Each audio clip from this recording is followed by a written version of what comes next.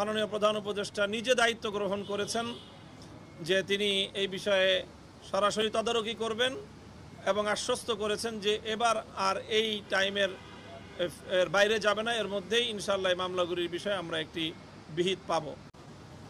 যে 2026 সালের জুনের পরে 1 ঘন্টাও তিনি আর ক্ষমতায় অবস্থান করবেন না, ক্ষমতায় থাকবেন না।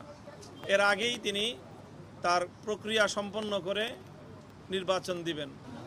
আসসালামু আলাইকুম বন্ধুরা, আশা করি সবাই ভালো আছেন। আল্লাহর অশেষ রহমতে আমিও ভালো আছি। শুরুতে যে ভিডিওটি দেখলেন, আজকের ভিডিওটি খুবই গুরুত্বপূর্ণ। আশা করি শুরু থেকে শেষ পর্যন্ত আমাদের সাথেই থাকবেন।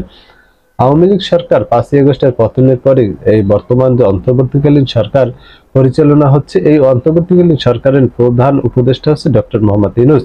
ডক্টর মোহাম্মদ ইউনূস দীর্ঘ বেশ 8-9 মাস যাবৎ তিনি বাংলাদেশের প্রধান উপদেষ্টার দায়িত্ব পালন করেছেন এবং তিনি এই সময় হঠাৎ করে এই 9-10 মাস পরে তিনি ক্ষমতা ছাড়ার একটি ঘোষণা দিয়েছিলেন, যেটা নিয়ে দেশ জুড়ে আলোচনা সমালোচনার ঝড় বয়ে যায়। তো এরপরেই কিন্তু বিভিন্ন রাজনৈতিক দলগুলো রয়েছে, সব দলের সাথেই প্রধান উপদেষ্টার আবার বৈঠক হয় এবং বৈঠক শেষে তিনি আপাতত ক্ষমতায় থাকবেন এমনটাই অন্যান্য দলের নেতা যারা তারা জানিয়েছেন এবং আগামী 26 সালে তিনি নির্বাচন দিয়ে অবাধ সুষ্ঠু গ্রহণযোগ্য নির্বাচন দিয়ে ক্ষমতা হস্তান্তর করবেন তিনি, এমনটাই অনেক রাজনৈতিক নেতারা জানিয়েছেন। তো বিভিন্ন দলের যে নেতারা, বিভিন্ন দলের নেতারা তার সাথে মিটিং করেছেন, বৈঠক শেষে বিবৃতি দিয়েছে। আমরা শুনবো যে প্রধান উপদেষ্টার সাথে বৈঠক শেষে হেফাজত ইসলাম বাংলাদেশের যুগ্ম মহাসচিব তিনি প্রধান উপদেষ্টার সাথে কি ধরনের কথা হয়েছে, আগামী কি পরিকল্পনা তাদের এবং সরকারের পক্ষ থেকে তাদেরকে কি জানানো হয়েছে। তো এইসব বিষয় নিয়ে তিনি কথা বলেছেন সাংবাদিক সম্মেলনের মাধ্যমে। আমরা তার বক্তব্য শুনবো। যে 2026 সালের জুনের পরে 1 ঘন্টাও তিনি আর ক্ষমতায় অবস্থান করবেন না, ক্ষমতায় থাকবেন না। এর আগেই তিনি তার প্রক্রিয়া সম্পন্ন করে নির্বাচন দিবেন। আমরা বর্তমান পরিস্থিতি, বিশেষ করে গত 3-4 দিন যাবৎ বাংলাদেশের রাজনীতিতে যে এক ধরনের অস্থিরতা, জনমানুষের মধ্যে যে উৎকণ্ঠা বিরাজ করছে, সেই জায়গা থেকে আমরা প্রধান উপদেষ্টাকে অনুরোধ করেছি যে কোনো অবস্থাতেই পরিস্থিতি যাই হোক না কেন তিনি যেন মাঝপথে হাল ছেড়ে না দেন।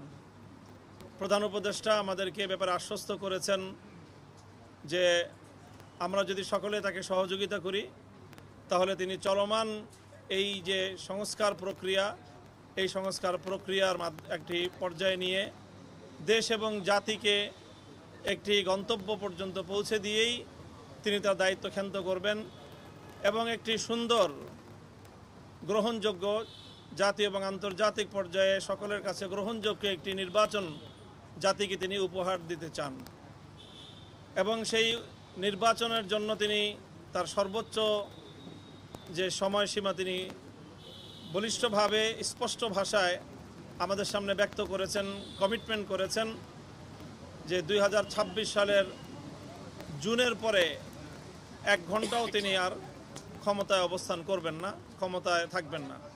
এর আগেই তিনি তার প্রক্রিয়া সম্পন্ন করে নির্বাচন দিবেন। আমাদের পক্ষ থেকে আমরা 3টি বিষয়কে গুরুত্বের সাথে উপস্থাপন করেছি।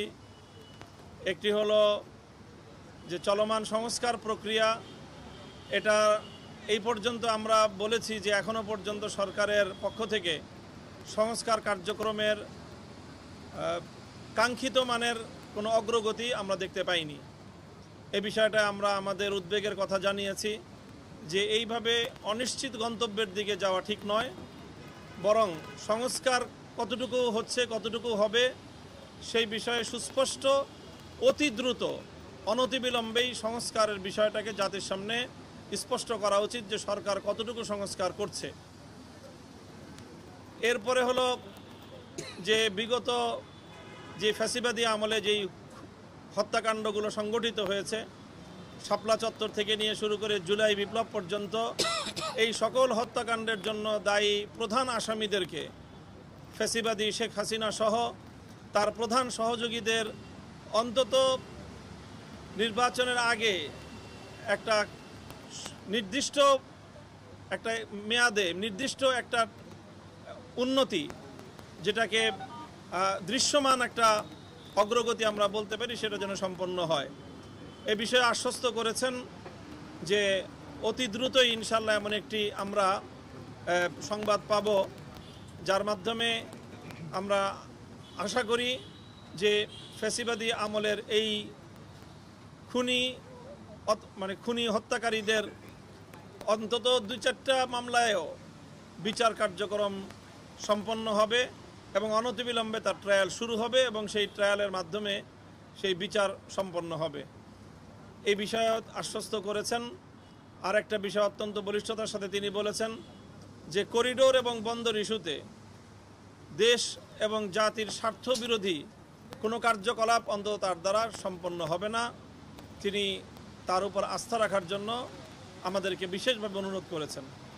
আমরা বলেছি যে এই সকল বিষয়ে, বিশেষ করে করিডোর ইস্যুতে, বন্দর ইস্যুতে, আন্তর্জাতিক যেই ইস্যুগুলো রয়েছে সেখানে যেন সকল রাজনৈতিক দলগুলোকে সম্পৃক্ত করে সেই বিষয়ে রাষ্ট্র এবং সরকার তার সিদ্ধান্ত গ্রহণ করে এবং পলিসি মেনটেন করে।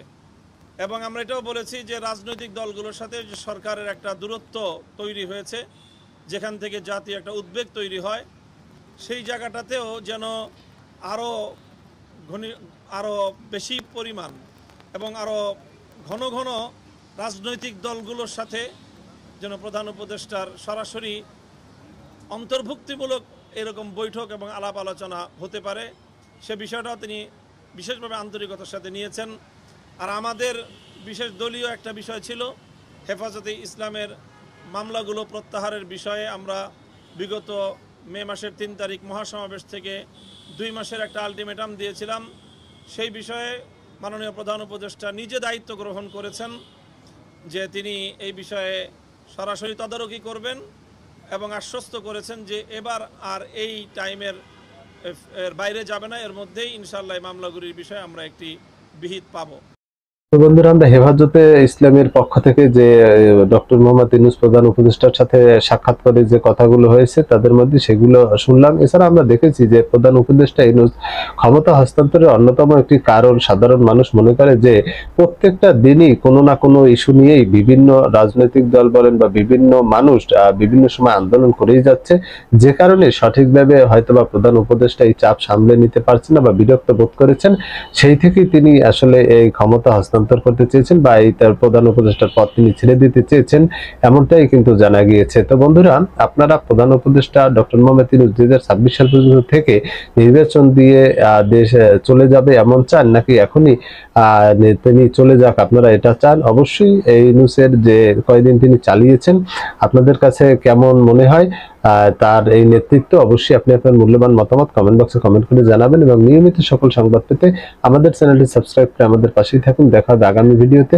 সে পর্যন্ত ভালো থাকবেন। আল্লাহ হাফেজ।